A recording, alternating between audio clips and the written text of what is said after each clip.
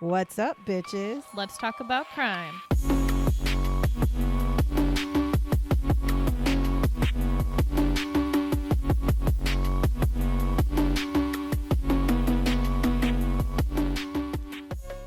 What's up, bitches? Hello.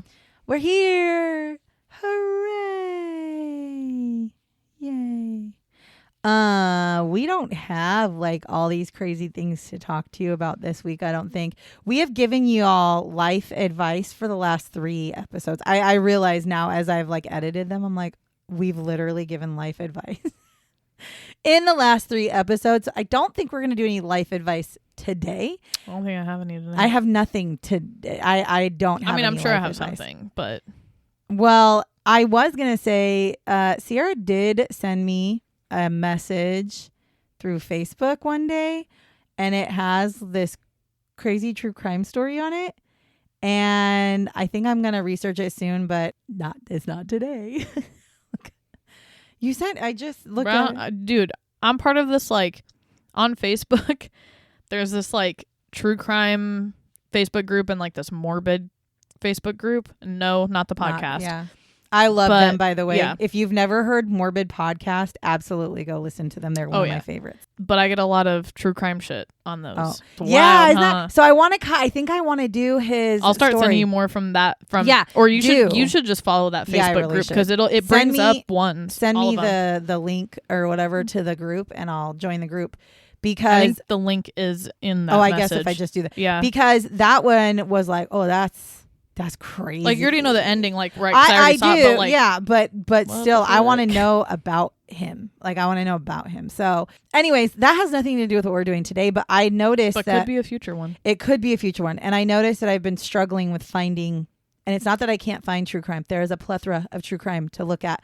But the problem that I'm finding, and I'm going to be very honest, I found a true crime case that I was going to do. I started researching it and then found out that a man was killed. The man had 2 children. He had hired a nanny. He ends up marrying the nanny and the nanny's father, like her dad, killed this guy. Okay, that was the whole premise. And I was like, okay, that's a good one. However, the reason I did not do it is because the lady, the nanny, and the dad are both out of prison, and they only served 4 years in prison. And my problem is when we do ones like that, Sierra doesn't hold back. Well, it's not. No, it's not even that. I don't want to offend anybody. I genuinely don't want to offend anybody. So I don't want to offend the man who was killed. I don't want to offend his family. I don't want to offend the people who were accused of murdering him because they have to this day continued to say that it was self-defense. And so it's like when I find cases like that, Sierra and I are both pretty opinionated, and it's really hard for me to do a case that I am trying really hard strong opinions on. Yeah, and again, I don't want to offend people, and I don't want to put out the wrong information. I don't want to put out something and then have people be like, well, that's not the whole story. So when I see ones like that, it's like, yeah, I don't even want to touch those because I don't want to ruin somebody's life whose life has already been ruined. Like the daughter of the guy who was killed came out and did an interview. And she talked about how justice was not served and all. So like, she's obviously torn up about it. And I don't really want to bring that up and throw that back into her face. But also, I don't know all the details. So what if there was a chance there was self-defense? Mm-hmm. And now you're looking at basically trying to paint the picture that it was. So it's like, I don't like those ones. So I'm struggling with that. And then I also don't like to do the ones that are really close to being more current because there's just generally not a lot of information. And the information that is out there is often changed. And so the more that you can give me, the better, because I am like struggling with that. And then I was we just did a haunted house last week. So I was like, I'm not doing another haunted one, which I actually asked your brother. I'm like, have you come up with anything yet? Because he's the paranormal guru of our family. Actually, let's be real. My son he's basically Albert Einstein. I don't know who else to say. He's very factual in everything that he says, and he knows some of the most random shit I've ever heard, but he's also really into paranormal stuff, and so he has good ideas. So he told me the reason why he hasn't given me anything paranormal is because every time he just wants me to do the Conjuring house. And I said, I'm not doing no demons up on this bitch. That's what I told him. I said, no. So keep sending me things as you see them on, your Facebook groups or on TikTok or whatever, because it's helpful, because that guy's story was real crazy. And I'm excited to research him. But I found a good one for this week. I'm going to forewarn you. This one is unsolved. So we don't get a closure. Great. However, I'm very confused as to why it's unsolved. So we're going to get into it. So this week we are talking about, and I apologize in advance because I know I'm going to try really hard to say the names correctly, but it's not going to be pretty. So we're talking about the Setagaya Murders. I'm pretty sure that's how you say it. I listened to like 4 different pronunciation videos. So Setagaya. Now this happens in December of 2000. So not that old. Hell yeah, 2000. In Setagaya, which is in Tokyo, Japan. So the Setagaya Murders is the city or like I don't know if the town, the area, I don't know how they separate out in the city or town that it happened in. And a family of 4 is murdered in their home. So that's what we're talking about. So we're going to go a little bit into just a little bit of background of the family. So the family is Miyazawa, the Miyazawa family. And this consisted of 44-year-old Mikio, who is the father, 41-year-old Yasuko, who is the mother, 8-year-old Nina, and 6-year-old Rei. And the family lived in Setagaya in that region since about the 1990s, early like 1990, 1991. They had made their way to this area. Now, the thing about this area is it was an area that had quite a few families. It was a good place for them to go. They lived in a house. But by the end of 2000, the year 2000, many of the neighbors had already moved on. They had sold their house. They had sold their properties. And what they were doing was they were selling their land to the Tokyo government because there was a park that was near this neighborhood and the government wanted to expand the park. And so the government was coming in and basically saying like, hey, we'll pay you for your property. And so a lot of people started doing that. At the end of 2000, all these families have already sold their homes.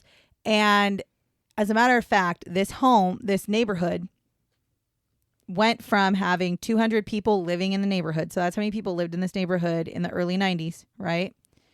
To 4 families was left. God damn. So that's how many people had left this neighborhood.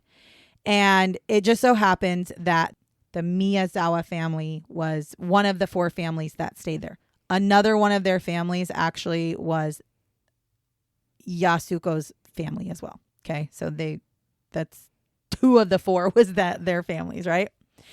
Now, it also had become a more popular area for skaters. And I think it's because in that park that the Tokyo government was expanding was a skaters park, like a skate park, maybe skateboard park or whatever. So there happened to be a lot more traffic of skaters. Now, while the skaters were not troublemakers necessarily, they would be really loud. And again, the park was backed up to the Miyazawa's house. So when people would be at the skate park and stuff, you could really hear them. And people believe that Mikio was frustrated by the amount of noise that this brought into his home. And there were a couple of other neighbors that also had the same thing. They were just kind of like, man, like the more that they allow people into these parks, the worse it gets, which is probably why everybody started selling their houses, because if they're going to expand the park, it's just going to get more foot traffic to your neighborhood or whatever. Now, at one point, it is reported that Mikio was seen confronting a group of skaters and telling them that they were being too loud. However, this interaction was not reportedly bad. It's not like he was mean. He actually seemed pretty civil. It sounds like he walked up to like where the area was and was like, hey, can you guys keep it down? You're being really loud and I have kids in the house type thing. So it doesn't sound like there was any issues with it. Now, the family had decided, though, because of everything that was going on with the park and the amount of people and the how loud it was getting, that they were going to start looking at a different place to move. And they had decided that after the new year, they were going to start really focusing on moving out of this neighborhood. Mikio was a very successful businessman. He loved to golf and he worked for a really like large marketing firm. They've never actually said what marketing firm he worked for, but he had a really, really good job. And he was described as a man who got along with everyone and was well liked.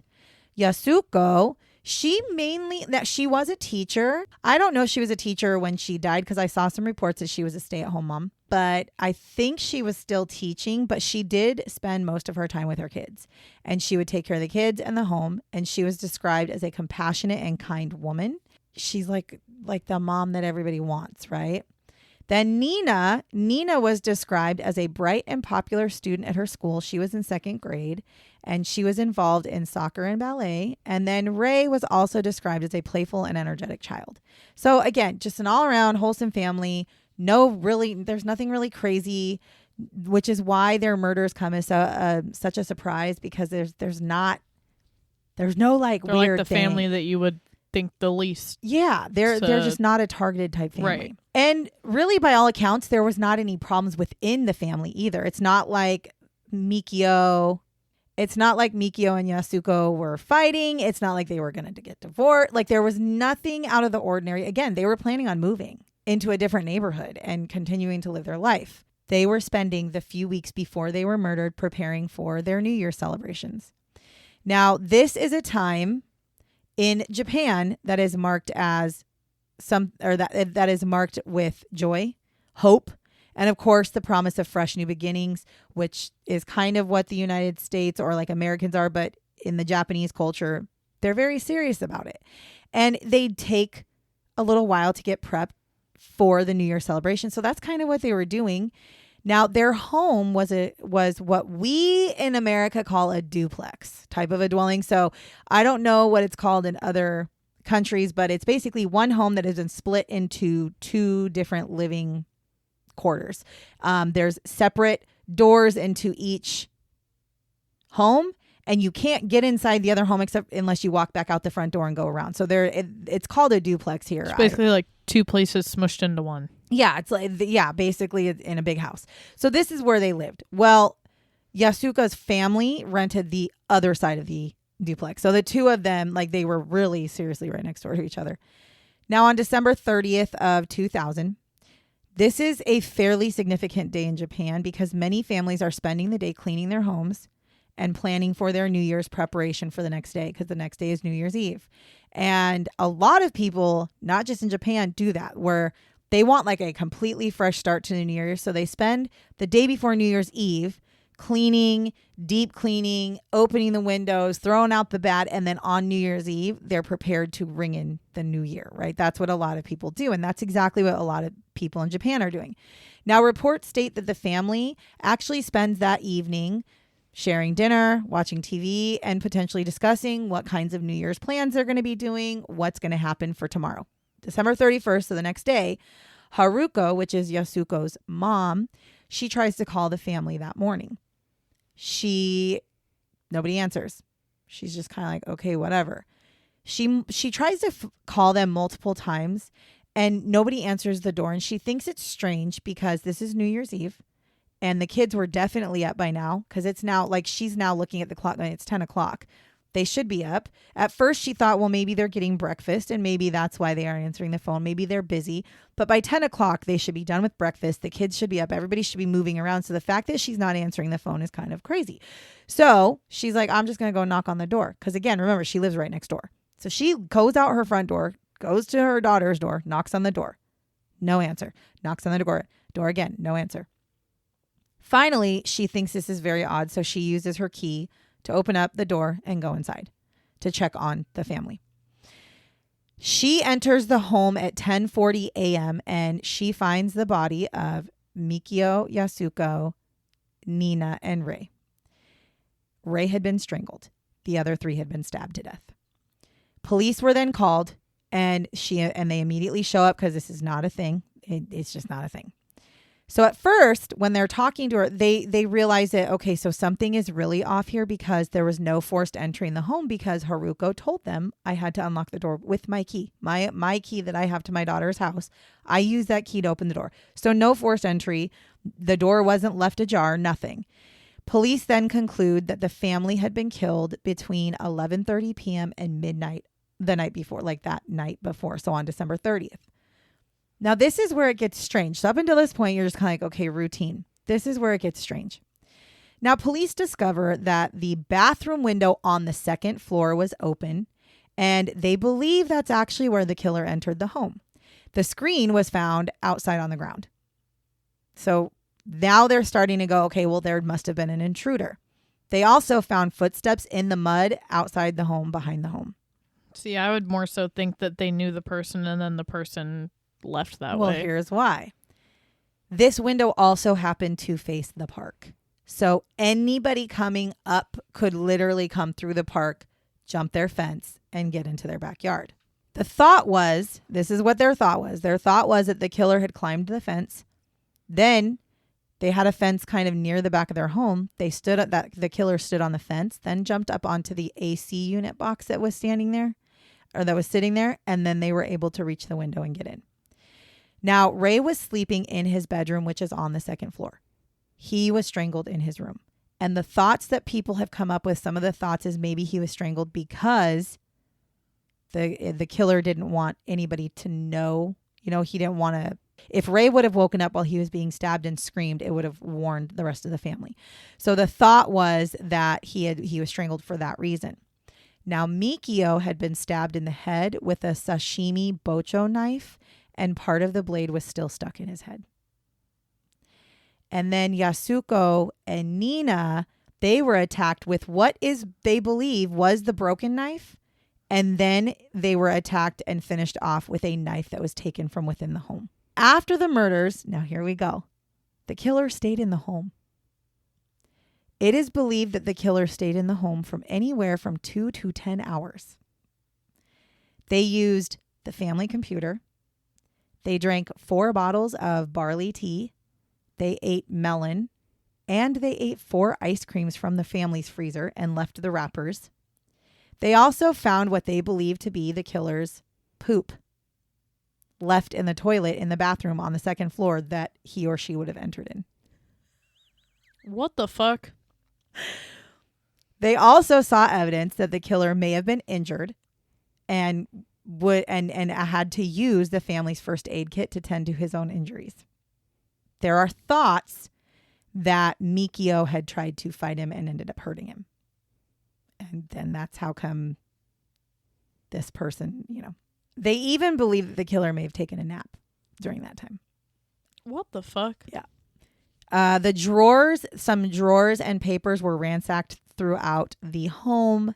They even had dumped some of their papers in the toilet and in the bathtub, also in the toilet with the poop. I don't know why. And there was a little bit of money missing, but most of the money and valuables were left behind. So they don't have a motive here. Robbery could have been the motive, but they're looking at it like you literally came in and killed this family, stayed in their house, ate their food. Shit in their toilet. And then left. Used their computer and then left. They also find what had been left behind were a knife, a scarf, a hip bag, so like a fanny pack, a shirt, a jacket, hat, gloves, and 2 handkerchiefs, all from the killer. Do you understand why I don't understand how it's not been solved yet? Well, between the shit, the blood, the drinks, the fucking, there's so much DNA. Can't even, and we're talking about 2000s. DNA is a thing. And again, even if it wasn't, look at the fucking crimes through genealogy now. It should not still be an unsolved crime. Yes. Hear me loud. Yes. Fucking listen. You. So they also analyzed Mikio's computer. And what they find is that the computer was connected to the internet. So somebody got onto the computer and went to the internet from 1:18 a.m. to 1:23 a.m. Then there were reports that the internet was connected again at 10 a.m. And now remember, Haruko came into the house at 10:40. So they think that the killer was there until 10 o'clock in the morning. My personal opinion, I think the killer heard her unlocking the door and ran. Mm-hmm. That's what I think. And so, or heard her knocking on the door and ran upstairs and left out the back window. Right. That's what I think personally happened. Because again, there was some reported that they believe Haruko had knocked the mouse off of off the desk onto the floor when she had come into the house and accidentally woke up the computer. However, to be connected to the internet, though, I mean, your computers are connected to the internet. But 2000s computers, that's what takes a lot. I was just going to say, in the year 2000, you had to like connect to the internet. Like, I don't believe It's not like now. Well, even and though you still have to connect to the internet. You have to, I mean, exactly. My phone is connected to, or my computer's connected to Wi-Fi, but for me to get on the internet, I have to click the internet button. Everybody does. Okay. Even now. Right. So they're talking about somebody actually physically went on the internet at 10 o'clock in the morning. That's not Haruko knocking down a mouse. That is somebody logging onto the internet. The only thing I could see, but again, they were 2000s computers, was if they were to have shut the computer off and then woke it back up and it was on the internet. That's the only thing that I could excuse, but I don't even think that's it. But it just seems pretty far-fetched to me. So with all of the stuff that was left behind, the police were able to find a shit ton of clues as to who the killer could possibly be, but they were not able to name any suspects. What they do know is they know that the killer, whoever it was, ate string beans and sesame seeds the day before. How do they know that? Because they analyzed. Of shit. And by the way, before anybody's like, well, how do you know it wasn't the people in the house? Because they looked at the stomach contents of all 4 individuals. And the stomach contents of the individuals did not match the poop. That's how. So they were able to rule out that it was a family member. Probably DNA. So they were able to figure that out. They also were able to find out that the knife and the clothing had been purchased at a Kanagawa prefecture. So at a specific area. Then police decide they're going to start something called the Operation Roller. Now, what they did is they used all the officers that they could find to help them collect items and fingerprints from around the neighborhood and inside the home. So they were like all hands on deck for this. Again, I'm not understanding. They find out that the shirt that was left behind by the killer, there were only 130 units of that shirt made and sold. That means 130 people purchased that shirt. That's it. And they were only ever able to track down 12 of those people, which I'm like, I guess if you're paying cash, maybe. I don't know. Now here's where it gets real suspicious. They also found inside of that fanny pack, the hip bag that they found trace amounts of sand. So, of course, they analyze the sand and they find that this sand is actually linked to the Nevada desert, specifically Edwards Air Force Base in California. And there is a little bit of sand in there that would have been linked to skate parks in Japan. Now, the footprints show, because they have footprints, remember? They are able to see that the footprints show that the shoes that were worn were made in South Korea, but were made by a company called Slazenger Shoe Company, which is sold in the UK. So they know exactly the brand of shoes, and these are not very popular shoes. So again, we got a shirt that only 130 people have bought. We've got shoes that not very many people have bought. We've got sand from California, and we've got April 9th of 2001. So now we're like 4 months after their murder. A Jizo statue was placed in the Sengawa River, which was close to the residence. And so my understanding of what this statue is it's a statue that looks over children who have passed away. And it's normally if children pass away before their parents do. So this statue is supposed to, or the statue is supposed to watch over the children because their parents died after them. So their parents are behind them and not with them or something. And they actually do sort of wonder if this was placed there by the person who killed the family. And they also said that it wasn't put there until the 100th day since the family was killed. It wasn't there and then it showed up. Now on December 7th, we're all the way jumping forward to 2021 now. So here we are, this is 20 years later, okay? They had reported they had a suspect. However, the DNA did not match the person of interest, so nothing was pursued. Now, while they do have the killer's DNA, because they have the killer's DNA and they have the killer's fingerprints, they have not been able to match it anyone, which tells you that the person that did this does not have a felony and most likely has never been arrested. Now, there was blood from the killer left at the scene as well. So what they do know is that the person who killed the family members has a blood type of type A. They also know that the killer is male based off the blood type. And they believe that the killer, based off of blood type, DNA type stuff, is possibly mixed race. And They think that it's potentially the mother's DNA would be European and the paternal would be East Asian. Now, this case has now been shared with the internal criminal police organization, which is good because they're not getting anywhere. And we're like 25 years later, actually 26 years later. Now, the thought is that the killer may not actually be of Japanese descent at all. And they're thinking that the person who killed this family may not even be in Japan.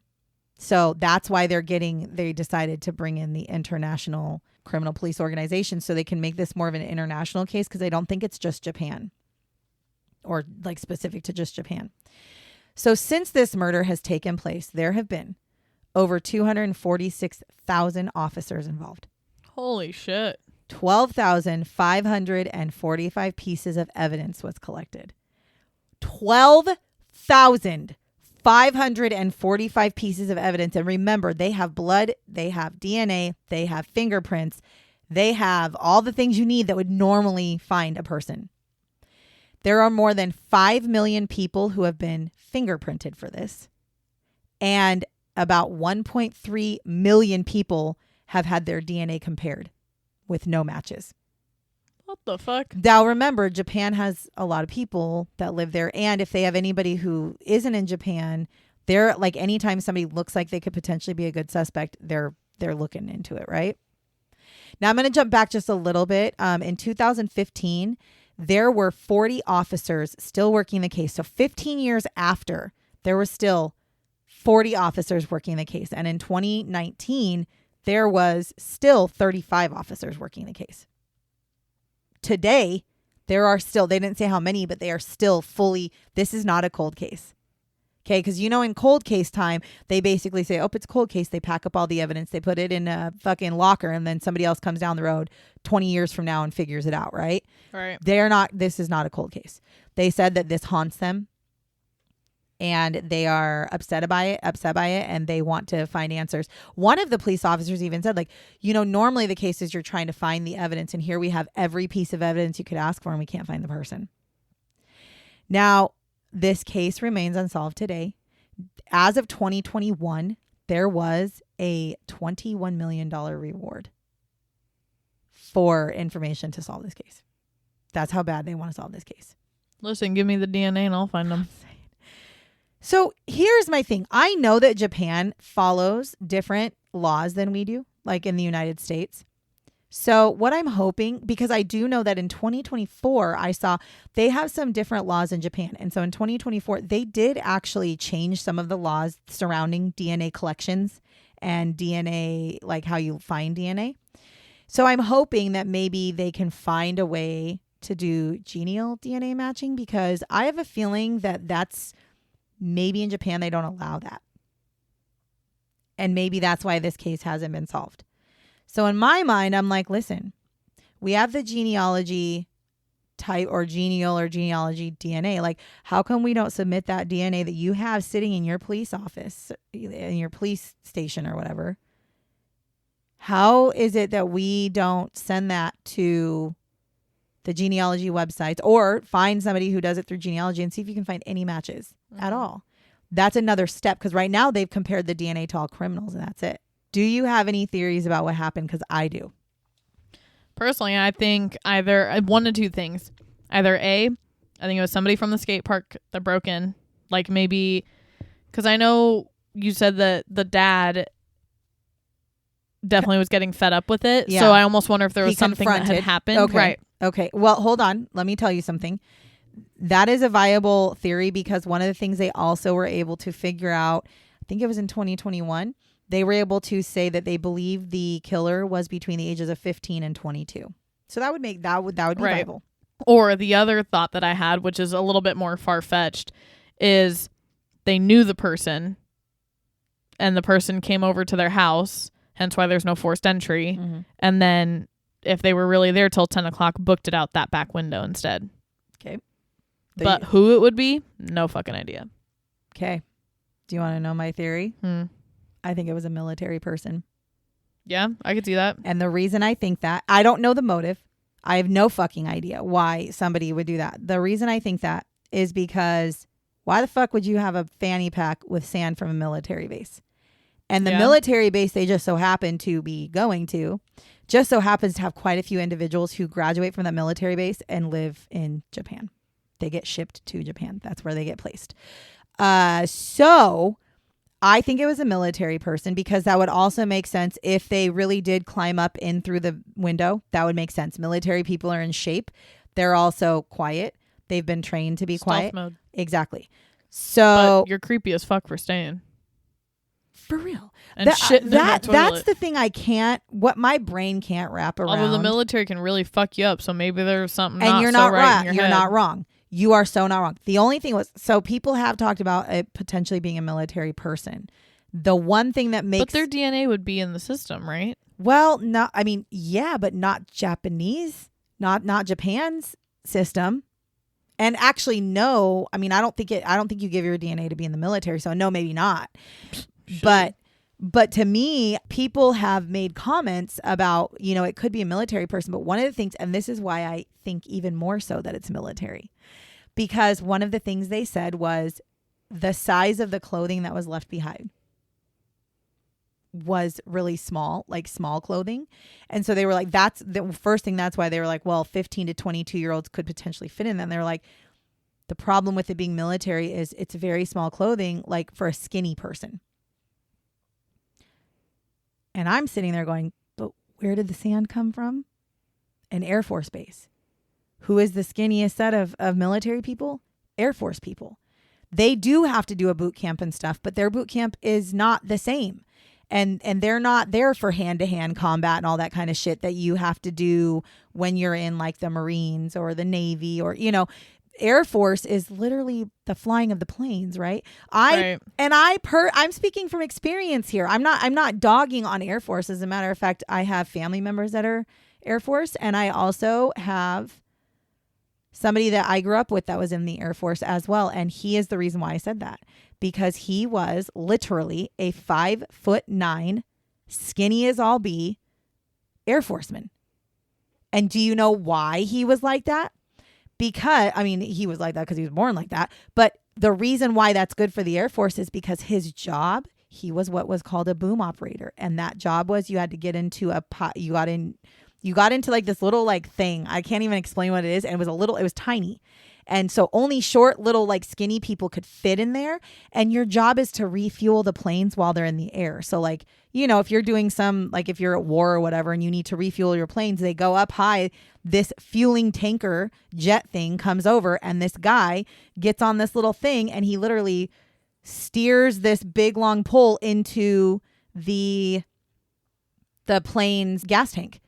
And then they refill in the air while they're flying. But only small people can be in that little contraption that brings you over there. So to me, a small clothing makes sense for an Air Force person. Right.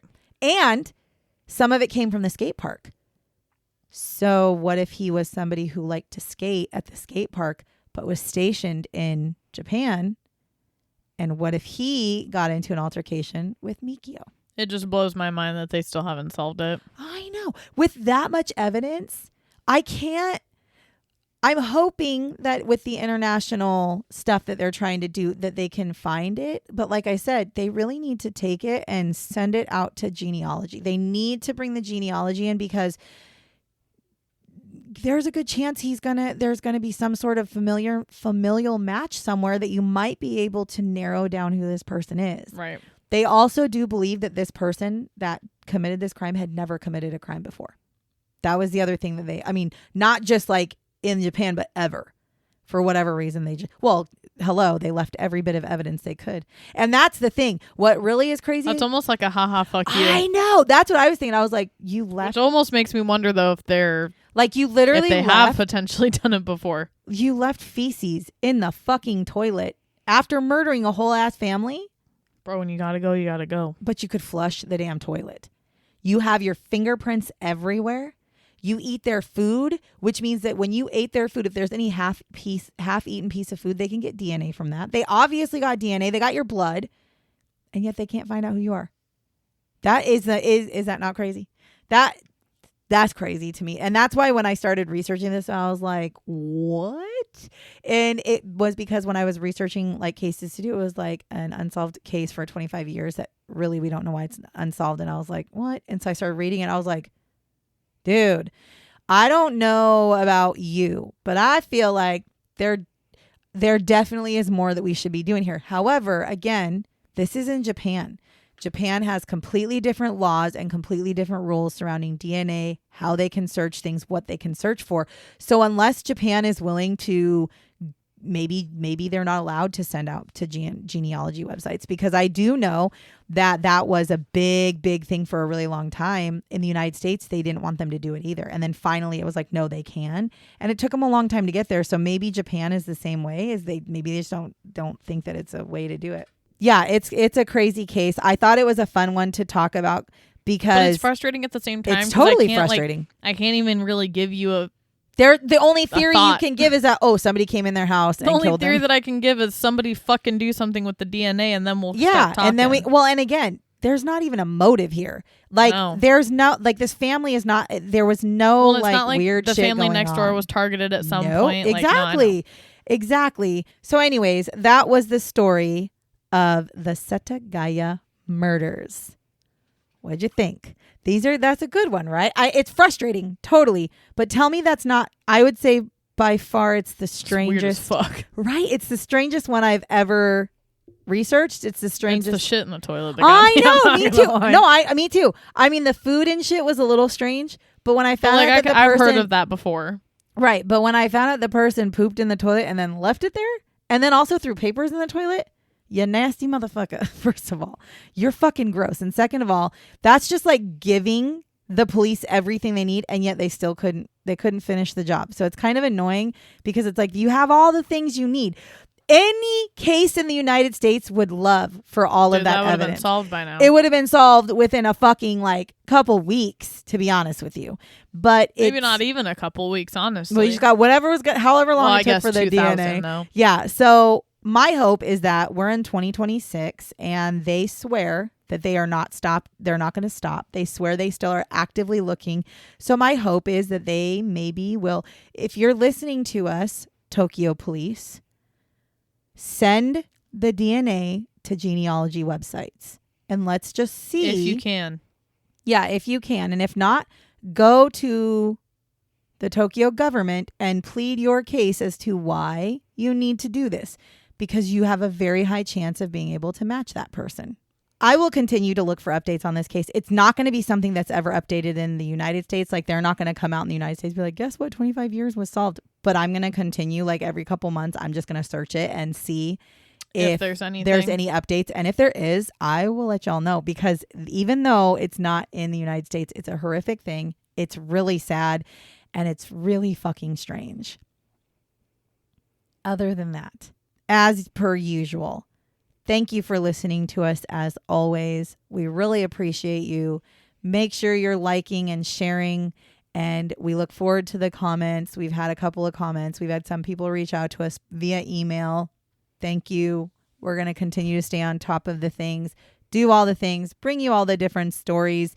And if there's somebody that you want me to talk about, or if there's a haunting, or not haunting, but like a spooky type thing, no fucking demons are allowed in this bitch. So don't even try to bring the demons towards me. But if there's anything that you are interested in me researching, send me an email or DM me, and I will definitely put it on my list of things to look into.